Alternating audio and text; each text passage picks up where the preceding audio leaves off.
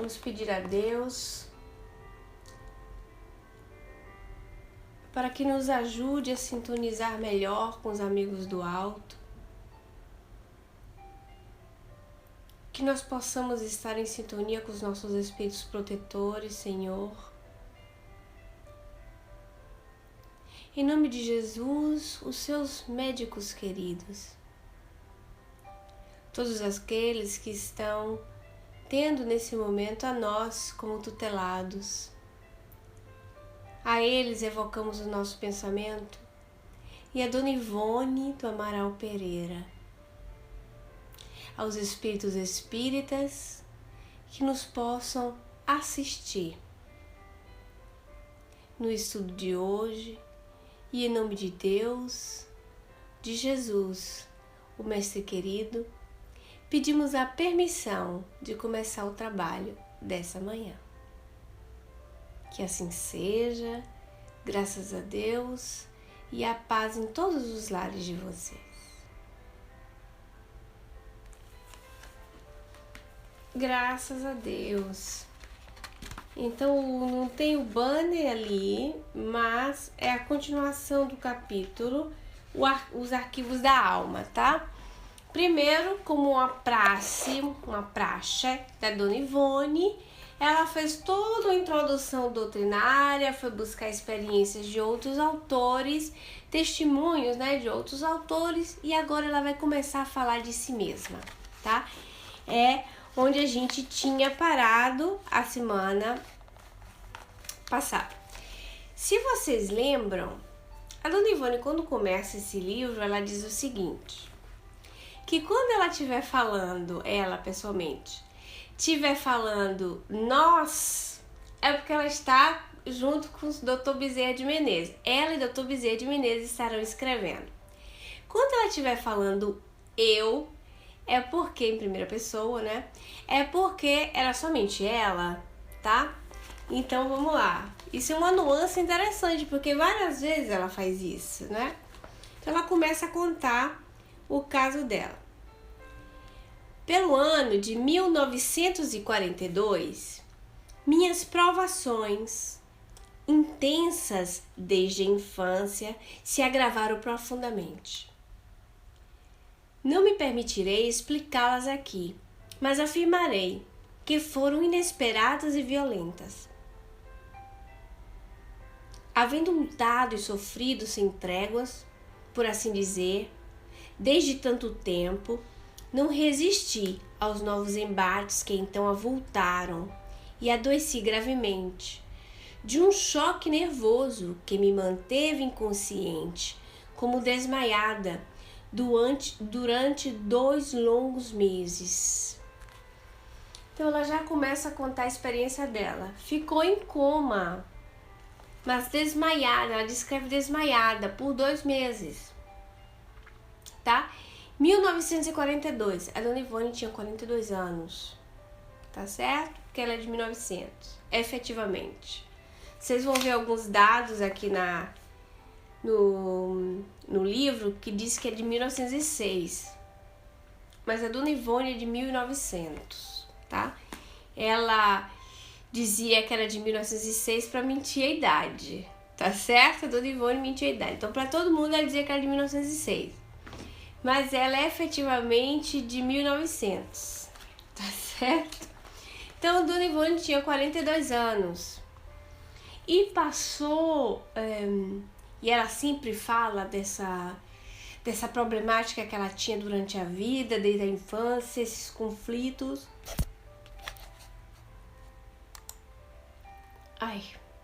Perdão, gente.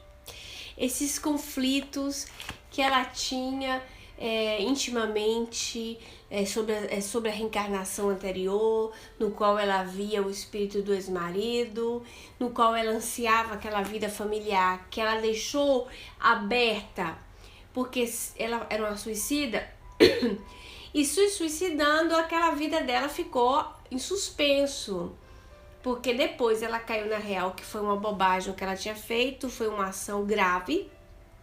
Então, ficou o remorso de ter abandonado uma vida maravilhosa que era a vida dela, Ter deixado para trás através do próprio suicídio. Então ela sentia essa frustração, ela sentia esse mal-estar. E desde a infância, então com 42 anos de idade, outros fatos ocorriam com a vida dela. No âmbito doméstico, com a família, vocês sabem que a Dona Ivone nunca teve uma casa mesmo para ela. Então ela sempre viveu assim de favor, na casa de um parente ou outro, ela tinha outros irmãos. Então ela ficava na casa de um irmão, ela ficava na casa de uma sobrinha. Então ela nunca teve o cantinho dela, vamos assim dizer. E logicamente a gente não sabe o porquê. Mas quando você vive no âmbito familiar, entra no contexto de outras famílias, você absorve a problemática das outras pessoas. E não tendo o seu cantinho, a sua casa, você vive a 100% tudo. Você imagina de favor. Viver de favor, que situação difícil, né? Então, olha que circunstâncias assim, vamos dizer, com o olhar do mundo, humilhante. Então ela passava com certeza maus bocados. E outra coisa, apesar de toda a sua dedicação, porque a família fala com muito carinho dela, bom dia Gomes, bem-vindo. Apesar da dedicação dela, ninguém é profeta na sua terra, né? Capítulo o quê, gente? 17. Ai, Elcio, você muda de nick? Bom dia. Então, né, que a gente tava falando, que do capítulo 17 da Gênese, ninguém é profeta nesse mundo, na sua própria casa. Então, a gente consegue poucos prodígios no nosso núcleo familiar, não é verdade? Pouquíssimos. E aí, Allan Kardec usa o exemplo de Jesus, passagem de Jesus, e ele faz toda uma dissertação do porquê que isso acontece, tá? Então fiquem todos assim muito tranquilos sobre essa questão, porque se isso acontece com vocês é porque vocês estão encarnados, tá bom? Então às vezes uma pessoa de fora faz muito mais impacto de uma melhora íntima nos nossos do que nós mesmos, né? Até porque na convivência do todo dia, no âmbito doméstico, já sabemos aquilo que é. Então, ela teve esse choque, foi um desprazer tão grande que ela foi passando, que ela teve esse choque nervoso e ficou em coma, né? Coma desmaiada, ela diz, por 2 meses. Tal choque não seria que um estado mais pronunciado do traumatismo trazido pelo perispírito no ato da reencarnação. Traumatismo inevitável, consequente do suicídio da passada existência, e cuja primeira manifestação ostensiva, certamente, que se verificou no primeiro mês de minha presente existência. Então, vamos lá. Quando existe um suicídio, o indivíduo fica como que marcado no perispírito. O perispírito é o nosso corpo espiritual. Fica, através da própria consciência, desenhado, marcado, né? E esse marcado a gente pode imaginar como marca, mas a gente não sabe reproduzir como é esse marcado. Depende. No próprio perispírito. O que é o suicídio? Vamos definir o suicídio. Vamos lá, participação aí na tela. O que é o suicídio, pessoal? O Elcio disse ali pra gente, atentado contra a própria vida. Eliana disse pra nós, é uma fuga daqueles que não compreendem as leis divinas. A Fatival disse pra nós, acabar com a vida. A Diana também disse, revolta contra si mesmo. A Maria disse, auto contra Deus. Interrupção da própria vida, disse a Dona Edna. Tá doente também. Mas quando suicida, que a pessoa pensa em suicídio, ela pensa em fazer o quê? A Eliana respondeu ali, ela pensa em fugir. Ela tá querendo fugir, é uma fuga. Então ela foge de um problema, ela foge de uma situação que ela está vivendo, mas é uma fuga, né? Então ela tá querendo, vamos dizer que se pirulitar. de questões que não tem como ela fugir, pensando que ela vai diminuir o seu sofrimento. Porque no fundo, olha só, ela não é que ela quer morrer, ela quer não sofrer. Então ela acha que naquela ação, né, fugindo, ela foge do sofrimento, vai encontrar uma paz melhor, uma situação melhor para si. Mas não é isso, né? Nós sabemos de fato que não é isso. Então é uma fuga. Certo? Tá, pessoal? Tá com som? Quando nós, nessa fuga, vamos dizer assim, não nós na fuga, quando nós saímos do corpo à noite, quando dormimos, aquele fenômeno se chama, em termos espíritas, emancipação da alma. A palavra emancipar significa o quê? Liberdade em si mesmo. Tá livre, né? Tá livre, está autônomo. Se diz que nós estamos livres, estamos autônomos, é porque o corpo é o quê? Uma prisão. Os espíritos, na codificação espírita, chamam o quê? De cárcere, né? O corpo é um cárcere, por quê? Porque o nosso estado verdadeiro de liberdade é o estado de emancipação da alma. Essa palavra emancipação da alma é conhecida também como desdobramento, desdobramento astral, projeção astral, projeção da consciência, tá bom? É sempre o mesmo fenômeno, dado outros nomes aí, com outros neologismos, etc. Tá bom.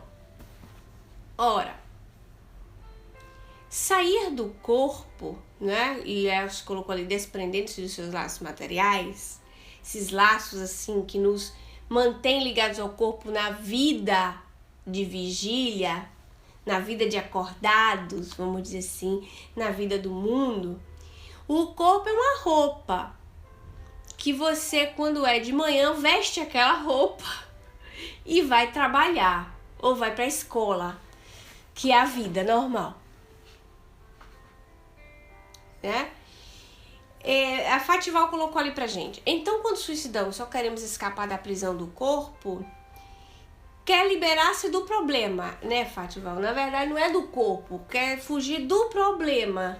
Mas como intui que a vida real é a vida espiritual, ele diz assim, vou deixar esse corpo, e é só desse jeito morrendo, porque aí eu vou fugir do problema, porque o problema é na vida material. Não é assim? Então, não... a consequência do suicídio nós já sabemos que é devastadora. Tá? Então, vamos pro pensamento lá da emancipação. Se emancipa, você ganha liberdade, você vai fazer aquilo que está mais ligado ao seu interesse, né? Você vai fazer aquilo que você quer, vamos dizer. Muitos de nós, quando emancipamos, ficamos pertinho do corpo, assim, meio dormindo. Muitos de nós. Ou por perto do corpo, porque a gente teme de se afastar muito do corpo, por apego mesmo. Outros vão fazer passeios, estudos, enfim. O que acontece? Quando o suicida reencarna, deixa eu pegar o fio do pensamento, daqui a pouco eu leio vocês. Quando o suicida reencarna, ele fica com esses laços, vamos dizer assim, com trauma, mais ou menos frouxos. Então ele tende a emancipar-se com muito mais profundidade do que uma pessoa, vamos dizer, não suicida, tá? Então, nós entramos em emancipação, a emancipação da alma, muitas vezes durante o dia. Já é provado isso, né? Então, o que acontece? Você sabe como é que eu poderia fazer uma analogia assim? Essas analogias não são reais, no sentido é aquilo, mas... você já viu uma corda esgarçada? Ou pronto, quer ver uma melhor? Um elástico. Você sabe quando o elástico ele não é tão bom como antes? Vamos dizer que esses laços que ligam o nosso corpo, eles não tenham tanta firmeza. Então o que acontece? O suicídio tende desgastado, né, dona Edna, tende a sair do corpo com mais facilidade, com mais profundidade, derivado de um trauma, porque é como se fosse um trauma. Se a gente quebra a perna fica quebrada, a gente tem que dar um jeito de consertar. A reencarnação ajuda muito isso, como a gente conserta o corpo quando quebra a perna, com gesso, com aquilo que seja, tá? Então a reencarnação serve para moldar o indivíduo, seja pelas suas experiências de provações, nesse caso agora vai espiar também, e dar um molde melhor para que o perispírito tenha mais resistência, porque foi danificado, tá? Então tá bom. Então ela diz que traz essa marca. Reparem bem aos tipos de transes letárgicos dela, né? Só que ela soube pegar, vamos dizer assim, essa tendência que ela tinha e por direção, sendo direcionada e muito bem direcionada por Dr. Bezerra de Menezes, por Charles e por tantos outros, foi direcionada, vamos dizer assim, pela melhor maneira possível, pro viver dela, né? Então ela teve a vontade, a gente tá falando da vontade direto, né, dona Edna? Teve a vontade, olha aí, Elcio, teve a intenção, essa vai para nossa Vanessa, né? Teve a intenção, teve a vontade de redirecionar aquela sua potencialidade que foi para a melhor maneira, ela saiu vitoriosa, não é por isso, não é à toa que ela Chico, na verdade, deu o nome a ela de heroína silenciosa, tá? E aí o Elcio botou ali, e aí surgem as distonias orgânicas, sim, nas questões do suicídio, ela tinha alguns danos físicos. Existem situações, por exemplo, que o indivíduo tem que ter uma reencarnação curta, olha que coisa dramática para os pais, né? Curta, com doenças, com deformações, para que ele possa remodelar, que é onde ele tinha, vamos dizer assim, a ação do suicídio ficou mais marcada. A coisa interessante que ela se jogou de um despenhadeiro com a carroça. Então, com os cavalos. Qual é a morte? Bateu a cabeça. Vocês concordam? Bateu a cabeça, quebrou os ossos. Daí, originou um traumatismo craniano, né? E a pessoa morre disso, de traumatismo. Quebrou tudo. Então, vocês são de acordo que ela vai ter tudo arrebentado? Então, ela vai estar meia, né? Já um companheiro do Camilo Castelo Branco, que ele tomou veneno, ele nasceu com lábio politraumatismo, né, Diana? Isso mesmo. Ele nasceu com lábio leporino. E depois o Camilo Castelo Branco, o livro Memórias dos Suicidas é um livro maravilhoso, é um dos meus sonhos de tradução. Tá na programação aí com a Andréia, uma outra Andréia nossa, Andréia que tá em Bolonha, de traduzirmos esse livro e colocar à disposição. E colocar à disposição em italiano, porque é um livro para ser traduzido em todas as línguas. Eu acho que já o título é uma chamada muito forte, né? Memorie di un suicida. É um livro que tem uma chamada forte. A irmã do Divaldo também. A irmã do Divaldo também, Eliana, né? Teve lábio leporino pelo veneno, né? Que a pessoa absorveu. O Elcio colocou ali pra gente: suicídio, longe de ser a porta da salvação, é o sombrio pórtico de inimagináveis torturas. Pois é, né, Elcio? Interessante que o olhar da misericórdia que a gente tem que ter com o suicídio é tão profundo, porque você vê que a pessoa quer fugir do problema. Na verdade, ela até gosta do viver, da vida, mas é naquele momento da loucura, né? E tem um livro chamado Suicídio e Loucura, Chico. É do Chico ou da Dona Ivone? Gente, me deu um branco agora. E a pessoa pensa que ela vai resolver o problema. Então, como eu dizia pra vocês, o Memória Suicida tem vários casos, assim, dos amigos do Camilo Castelo Branco. O Camilo Castelo Branco foi quase o último, foi o último mesmo a reencarnar. Todos os amigos dele, ele fez uma equipe de amigos suicidas como ele, né? Que foram reencarnando. Então ele foi acompanhando muitos deles, visitando, tinha permissão de visitar. E aquilo é uma cena assim muito emocionante, sabe, gente? Teve um outro que ele tinha matado a mulher que ele amava e se matou. Então a mão que estrangulou, ele tinha a mão seca. Ele só via a mão dele seca, na verdade. Via essa mão seca. Quando ele foi reencarnar, que ele estava na fila, ele já estava com o perispírito modelado com a mão seca para poder modelar o corpo físico. Então antes ele só via, ele tinha ilusão de ver essa mão desse jeito, entendeu? A mão amaldiçoada, ele tinha traumas horríveis. Porque ele tinha matado a mulher que amava, sufocado, né? Então ele ficava vendo essa mão, ele não estava ainda com a mão. Mas como a mente é modeladora, a espiritualidade o induziu mesmo para moldar o perispírito para ficar seca. E ele ficou com a mão seca. Então ele cumprimenta os amigos. É uma cena assim até emocionante, sabe? Todo mundo emocionado. E ele na fila, que cada um seguia o seu direcionamento para a reencarnação. E ele com a mãozinha assim seca, a outra dando tchau pros irmãos, pros amigos. É muito emocionante a cena, todo mundo se emociona, ele cheio de esperança que as coisas vão ser melhor pra ele. É muito bonita, sabe, a cena. É um livro assim muito emocionante. Se vocês ouvem o audiolivro também é muito legal. Agora eu vou voltar à tela e vou ver o que vocês escreveram, tá bom? Deixa eu parar aqui a tela.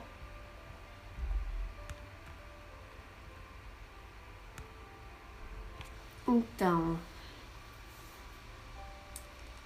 a Diana colocou, mas o suicida não acredita na vida após a morte? Diana, então, tem uns que acreditam, tem outros que não acreditam. Então depende do entendimento do indivíduo. Você acredita que existem espíritas suicidas? Tem, infelizmente tem. Infelizmente mesmo. Tem. Porque na hora ali da desesperação, a pessoa não tá dentro da razão dela.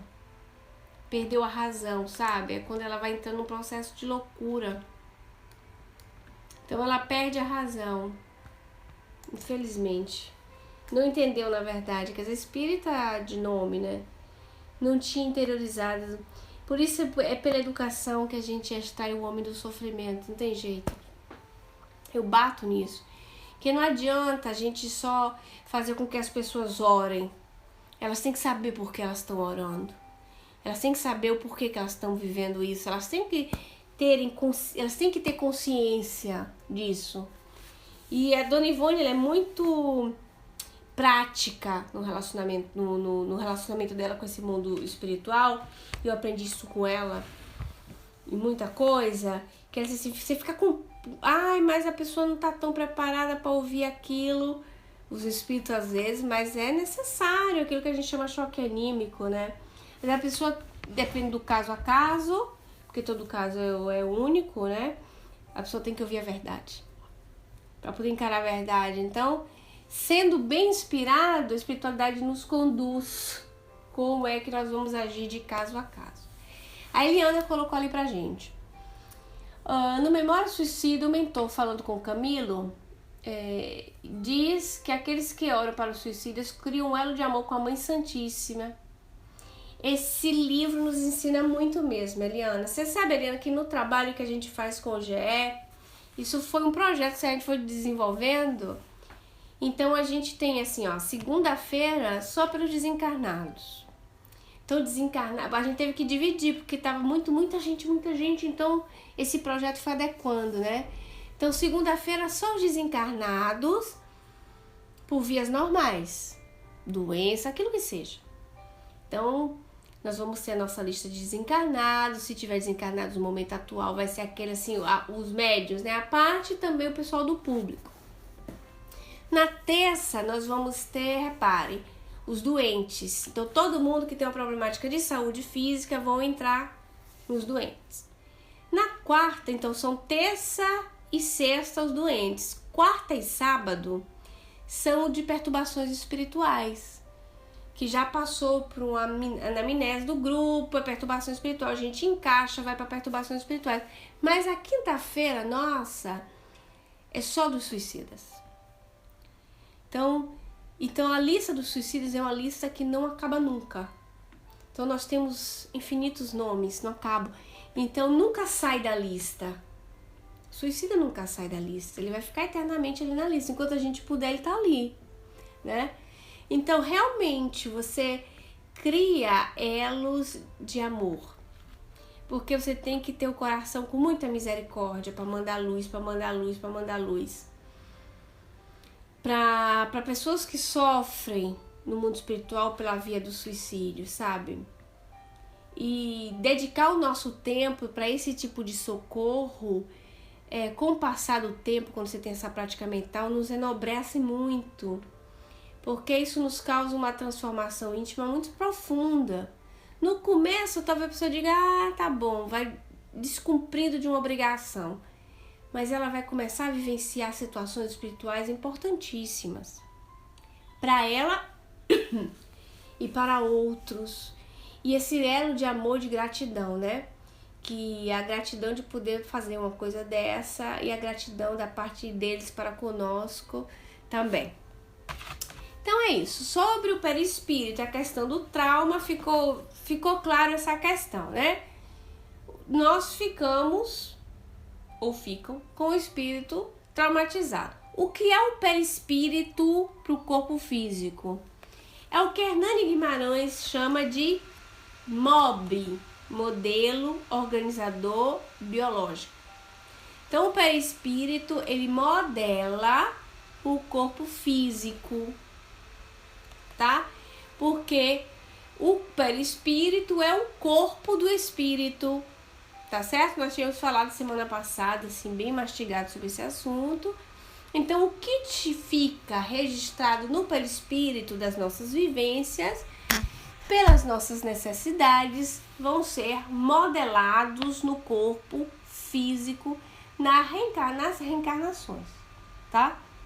Sempre que for necessário, tá bom? Ok. Aí ela continua aqui. Vamos pro livro da Dona Ivone. O certo foi que durante 2 meses permanecia em estado singular, como de transe incompreensível, estado de coma, por assim dizer, sem comer, sem falar, respirando debilmente, vencida por uma sonolência insólita, e alimentando-me artificialmente, com alheio auxílio. Não se tratava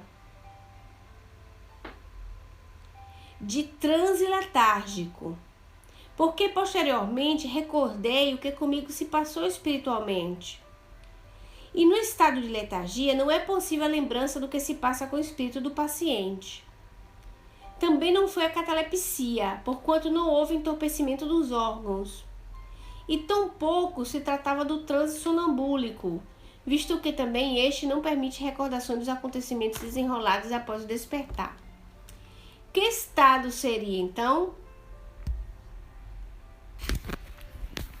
Então, vem as experiências da Dona Ivone. Letargia, sonambulismo, dupla vista, catalepsia e êxtase são sempre faculdades anímicas, emancipação da alma, tá bom? Então são potencialidades do indivíduo, teu, é teu. Não é como uma comunicação mediúnica que você precisa de um outro espírito que utiliza o seu corpo como medianeiro, intermediário, e você dá a comunicação como espírito. Não. são fenômenos anímicos da tua capacidade. Aí ela diz, ó, ficou num coma, não era letárgico, até porque ela lembrou das situações que tinham ocorrido com ela. É lógico que ela fica procurando tentar lembrar. Nos sonos letárgicos, olha que ela teve muitas lembranças do que passa. Algumas projeções da consciência lúcida, aquilo que chama projeção lúcida, viagem astral, as pessoas podem contar mesmo aquilo que ocorreram com elas. Mas depende, por isso que tem que acordar e anotar. Quando você percebe que era um contato lúcido, você tem que anotar, porque depois se apaga totalmente. Tem gente que não lembra nada, isso é o que chama de semilucidez. Você tem uma determinada lucidez, mas não lembra nada. O letárgico, porque tira a vitalidade do corpo, mas ela não encontrava, vamos dizer assim, um encaixe para aquilo ali. Porque o que ela conhecia como letargia? Aquelas viagens que ela fazia ali, que os espíritos tiravam ela do corpo, né? E ela tinha noção que era guiada. Nesse caso, ela ficou como dormindo. Vou contar uma história pessoal para você disso aí. Então ela fala, que estado seria então? Seria acaso a sonoterapia provocada pelos guias espirituais como caridoso auxílio à minha recuperação vibratória? Ou simplesmente uma das faculdades naturais em nossa individualidade psíquica, daquelas ainda não bastante conhecidas? Ou talvez unicamente um estado traumático? A dona Ivone está falando em primeira pessoa ou em terceira pessoa? Do plural. Ela está falando em primeira pessoa. Então, se ela está falando em primeira pessoa, ela está falando ela por ela mesma. Não tem Dr. Bezerra com ela agora. Tá bom? Então, ela está dizendo ela, está raciocinando ela e está fazendo com que a gente raciocine com ela. Vamos lá. Que seja, pois, tanto que ela faz pressupostos, né? Que seja, pois, fenômeno a ser estudado, visto que aconteceu e que eu mesma que o sofri não posso verdadeiramente classificá-lo. A personalidade humana, como não mais ignoramos, é rica de dons e possibilidades espirituais, e é bem possível que o próprio choque nervoso que me atingiu mecanicamente arrastasse as lembranças que se desencadearam então nas camadas profundas da minha alma. Também é possível que fosse a manifestação da misericórdia do alto, permitindo-me a explicação das razões, porque eu assim sofria, explicações que foram reconforto para mim, permitindo-me novas forças e peripécias futuras. Então ela faz, vamos dizer assim, exemplos. Supõe, pode ter sido por misericórdia divina, poderia ter sido uma sonoterapia. Até aquele exato momento ela não tinha tido um esclarecimento exato do que ocorreu. Ela fugiu da realidade. Ela fugiu. Ela simplesmente se emancipou. Deixou o corpo dormindo. Tipo assim, eu vou dormir, saio do corpo e não volto por 2 meses. Vai se fazer alguns exames, a pessoa tá bem, ela só tá dormindo. Aí ela não se alimenta, é lógico. Ela vai precisar de alimentação externa, venosa. Então, hoje em dia isso se chama de pré-coma. Porque a pessoa tá num determinado sono que ela tá num dorme-velha, vamos dizer assim. Meia lá, meia cá. O que eu vou contar antes de dar adiante da dona Ivone? Tive uma experiência com a minha sogra. Uma experiência que marcou muito a minha vida e muita coisa que eu vivencio. Por isso que eu acho que a minha vida é sempre levada para ser um laboratório vivente. Então, minha sogra é uma pessoa muito querida do meu coração. Nunca tive perrengue com minha sogra. Então, é uma pessoa muito amada.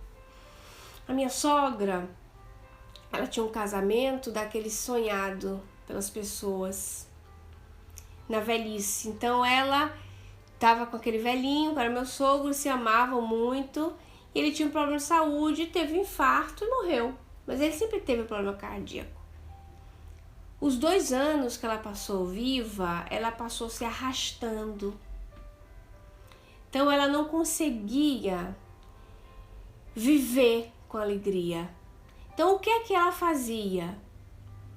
Ela dormia sempre. Ela queria mesmo dormir, porque ela vivia sozinha.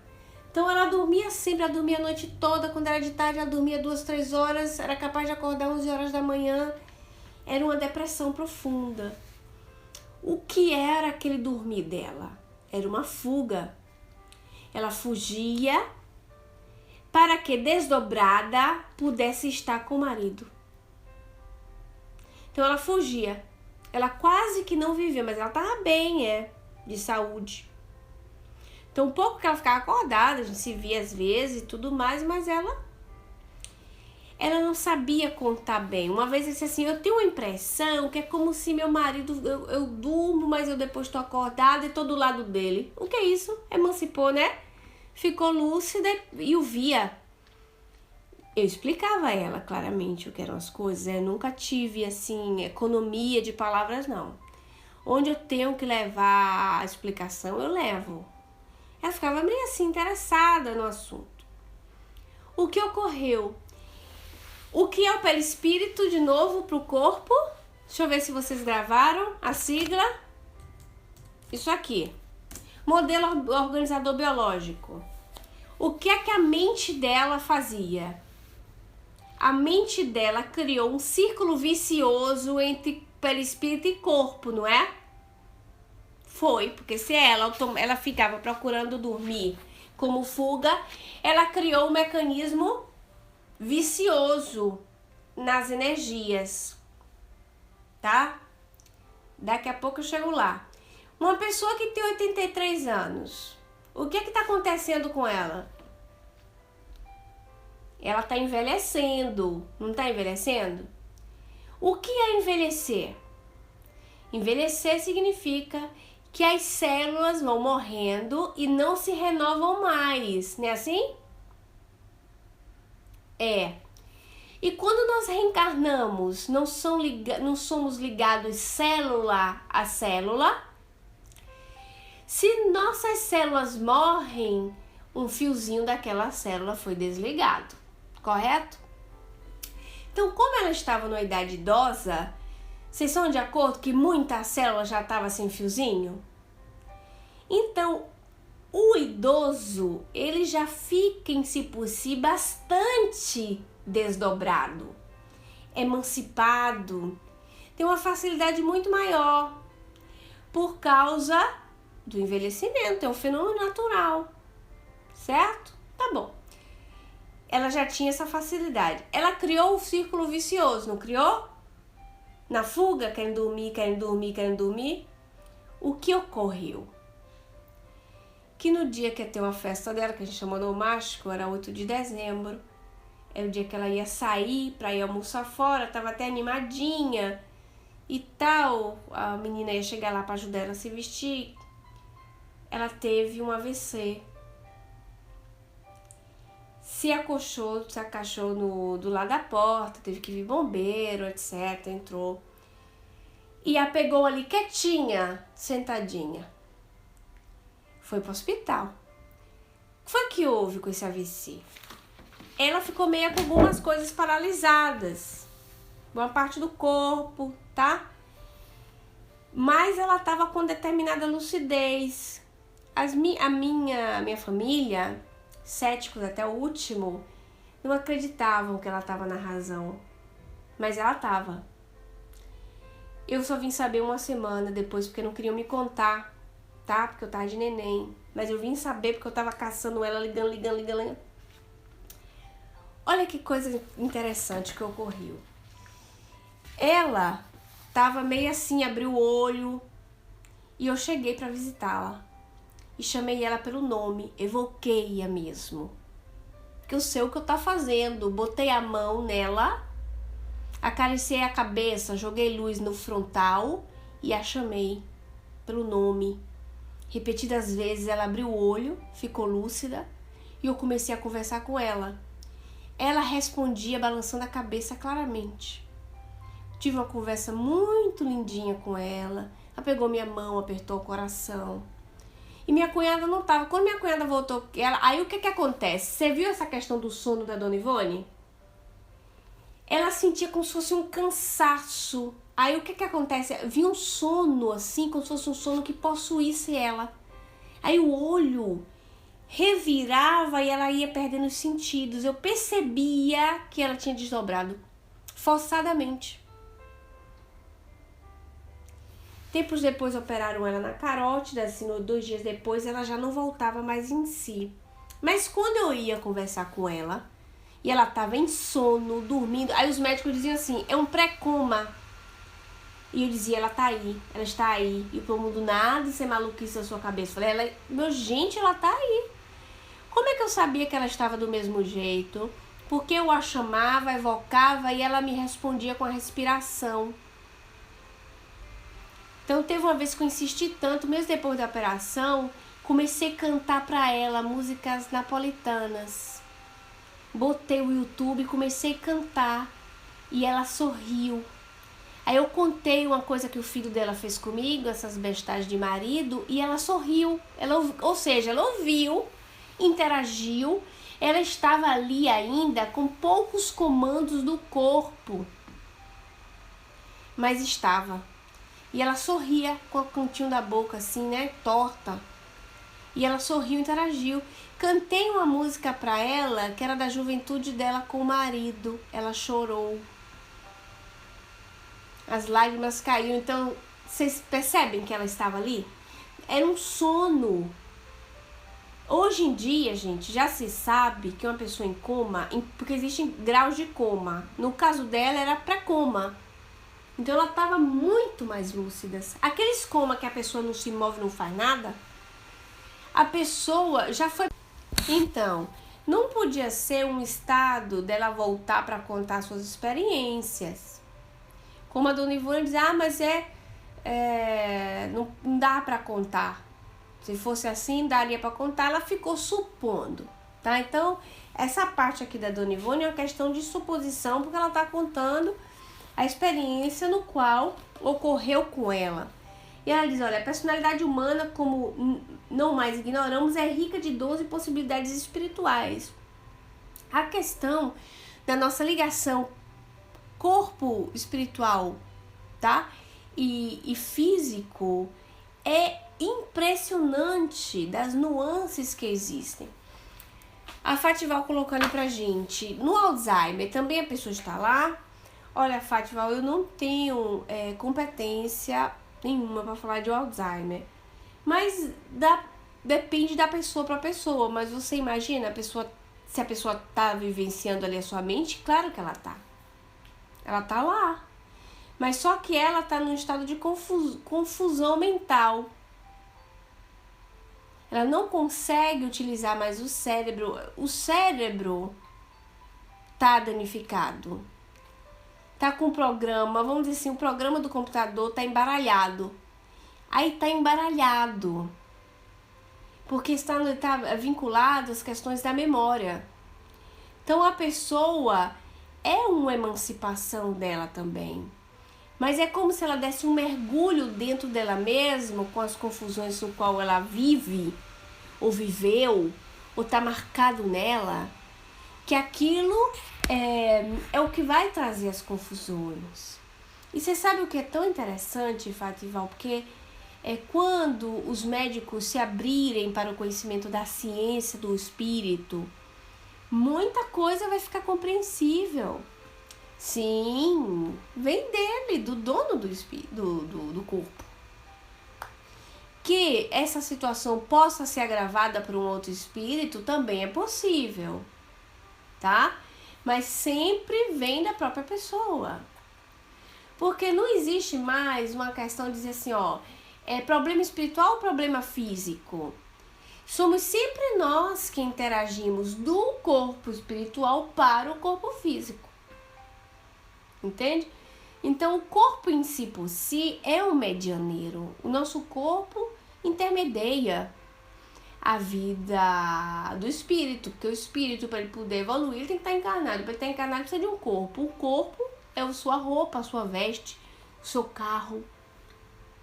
Então, sempre parte do indivíduo, dono do corpo naquele momento. Que possa ter também, em alguns casos, um crescer da situação através de uma influência, de uma obsessão e tal, pode. Mas aí a gente não sabe avaliar, né? Cada caso é um caso. Existe a questão das probabilidades. Quando a ciência entrar de cabeça nisso, e já temos muitas pesquisas, graças a Deus, né? Estudos sobre isso, nós vamos estar de mão cheia. Porque, olha, quantos precisam de assistência pelo lado espiritual? E o lado espiritual não é restritamente lidar com o espírito obsessor, é lidar com o indivíduo reencarnado. Porque o indivíduo reencarnado é aquele que traz consigo tantos conflitos. Então, às vezes, se está tratando um espírito obsessor, quando é a pessoa que se auto-obsedia, muito mais potencializado, né, vamos dizer. Porque sempre existe um acordo entre duas pessoas. Porque eu só venho influenciada por um obsessor porque existe alguma coisa que me liga a ele, né? Seja tendência, seja uma vingança de um passado, enfim. Mas eu digo no sentido do espírito mesmo, a pessoa que vivencia o seu eu. Então é bem provável, tá bom?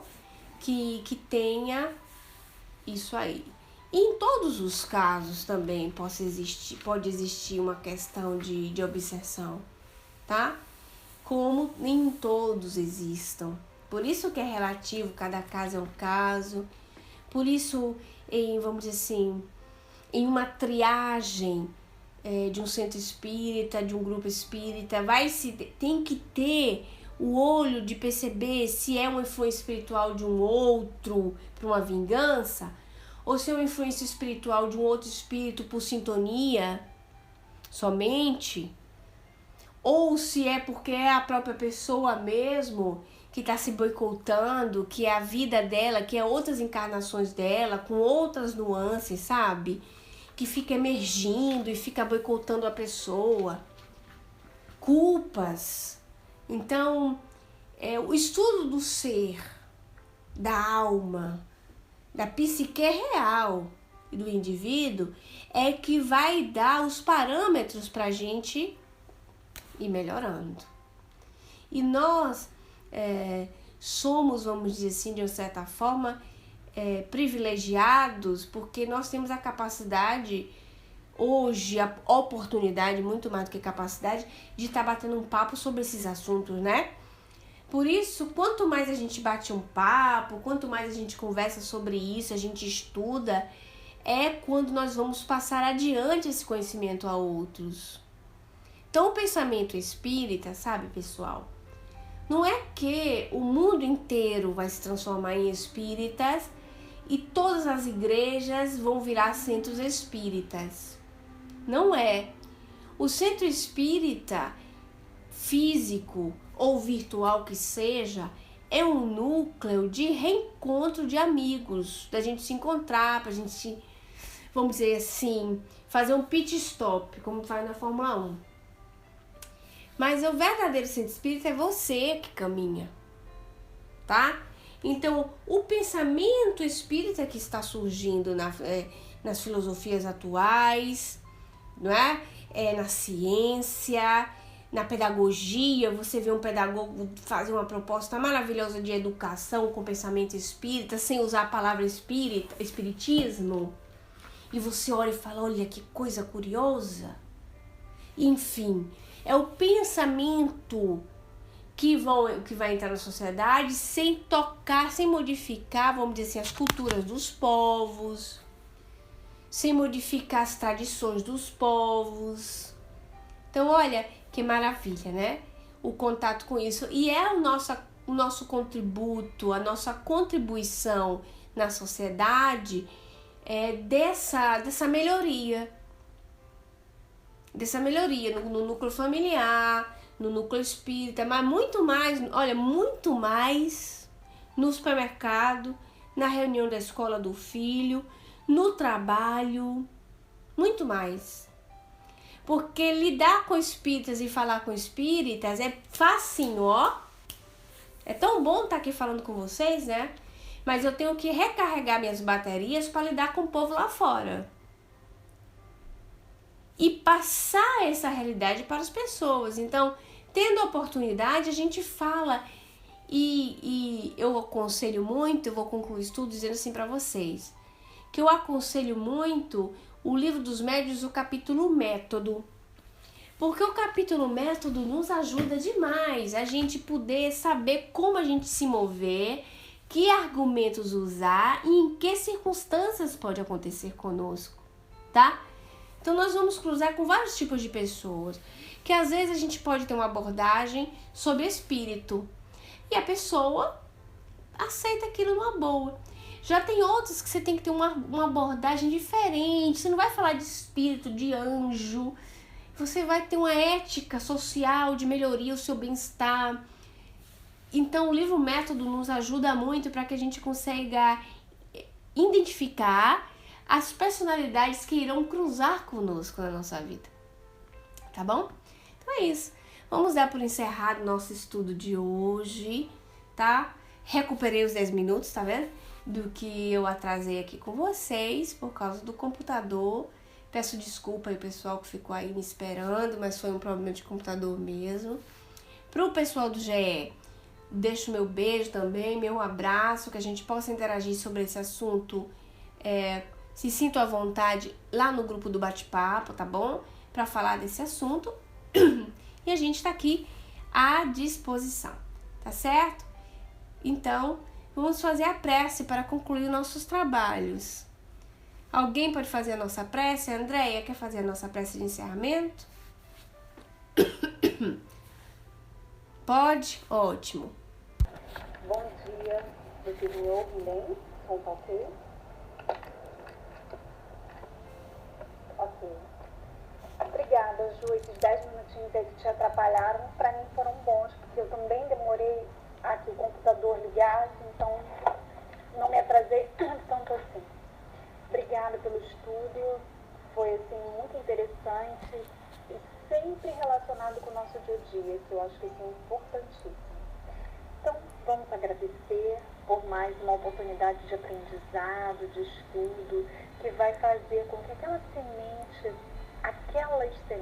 que estão no nosso interior, possam a cada dia receber aquela água que vai fazer com que ela cresça bonita, forte, reanimando então dentro de cada um de nós aquela sensação sempre e aquela certeza cada vez mais forte da nossa imortalidade. E olhando dessa forma, o nosso dia a dia será mais leve, mais alegre e certamente melhor não só para nós, mas para todos aqueles que nos rodeiam, que convivem conosco, encarnados ou desencarnados. Que possamos então sair daqui repletos de vontade, de certeza e mais animados, corajosos na nossa caminhada terrena, que é tão breve, mas que temos que preparar a nossa ida ao plano espiritual sempre, todos os dias, regando a boa vontade, o amor, a humildade, o perdão, a alegria, enfim. Sejamos sempre gratos por tudo que nos rodeia, também pelos desafios. E que cada um de nós aqui receba o abraço da espiritualidade, sejamos encarnados ou desencarnados. Que assim seja. Obrigada, Ju. Grande beijo para todos. Passando aqui mesmo.